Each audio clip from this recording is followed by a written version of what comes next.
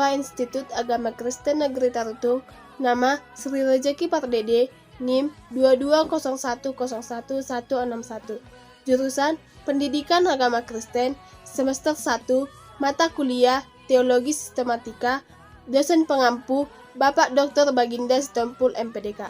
Saya akan menyampaikan topik tentang malaikat. Selamat menyaksikan. Pengertian malaikat. Malaikat berasal dari kata Ibrani malak, yang artinya utusan, ditujukan pada utusan manusia dan utusan ilahi. Arti dasar dari kata itu ialah ia yang diutus. Sebagai utusan ilahi, malaikat adalah keberadaan surgawi yang ditugaskan oleh Allah untuk melaksanakan perintah-perintah tertentu. Malaikat juga disebut sebagai tentara surgawi. Kata ini digunakan untuk menjabarkan para malaikat sebagai tentara surgawi dan sebagai jutaan keberadaan surgawi yang mengelilingi Allah disebut bala tentara Allah.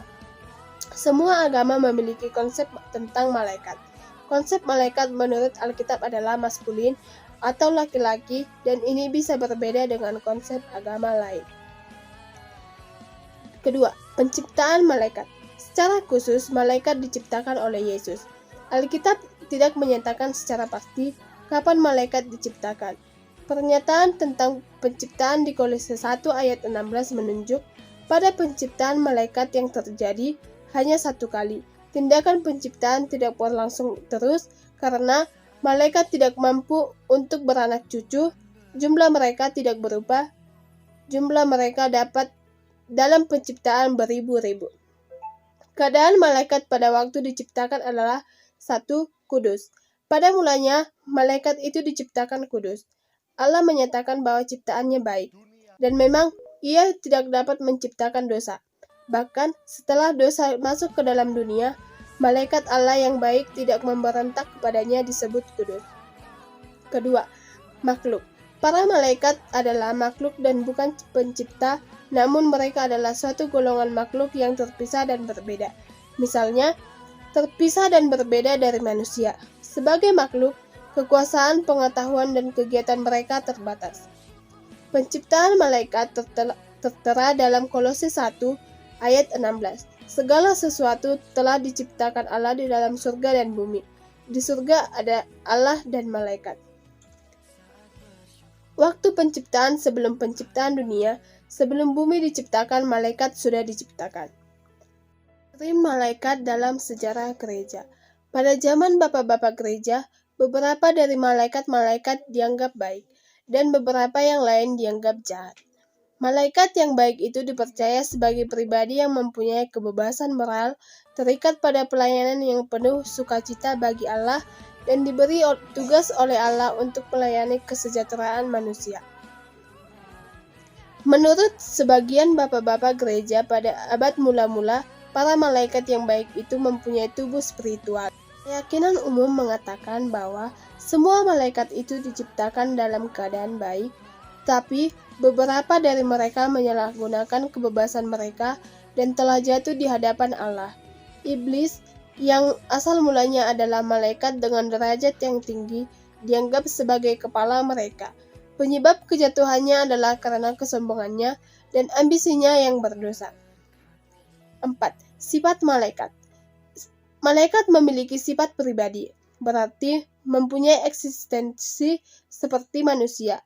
Yang dimaksud ialah bahwa malaikat-malaikat itu mempunyai eksistensi seperti manusia, memiliki sifat atau keadaan seperti manusia.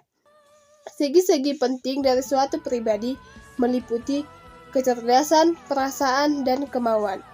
Hal penting yang juga dimiliki oleh malaikat yang jahat ialah sama-sama memiliki kecerdasan, sama-sama memiliki perasaan, sama-sama mempunyai kemampuan. Hal ini mungkin disebabkan oleh 3 alasan. 1. Para malaikat diciptakan sebagai suatu golongan makhluk yang lebih tinggi daripada manusia di alam semesta. Kedua, para malaikat mempelajari Alkitab lebih cermat dari manusia dan memperoleh pengetahuan dari Allah. Ketiga, malaikat mendapatkan pengetahuan melalui pengamatan yang lama terhadap kegiatan-kegiatan manusia. Malaikat adalah roh. Malaikat-malaikat adalah makhluk yang bersifat roh, tidak memiliki tubuh dan daging. Sering orang membayangkan bahwa malaikat memiliki tubuh yang ringan dan dapat dilihat. Tetapi pengertian itu salah karena dalam Alkitab, malaikat-malaikat disebut dengan kata pneumata, artinya roh. Biasanya mereka menampakkan diri sebagai laki-laki. Dalam penglihatan-penglihatan malaikat, makhluk surgawi tampak dalam berbagai penampilan yang aneh. Kalau malaikat adalah roh, ia juga dapat menampakkan diri dalam alam nyata. Ia dapat hidup dalam dua alam, yaitu alam supernatural dan alam natural. Malaikat menampakkan diri kepada Petrus, juga dalam bagian lain menampakkan diri kepada Abraham dan Lot. Malaikat tidak kawin dan tidak dapat berkembang biak. Mereka adalah makhluk yang lebih tinggi daripada manusia. Mereka lebih kuat dari manusia, tapi tidak maha kuasa. Mereka lebih tahu dari manusia dalam pengetahuan, tapi tidak maha tahu. Mereka lebih mulia dari manusia, tapi tidak maha hadir.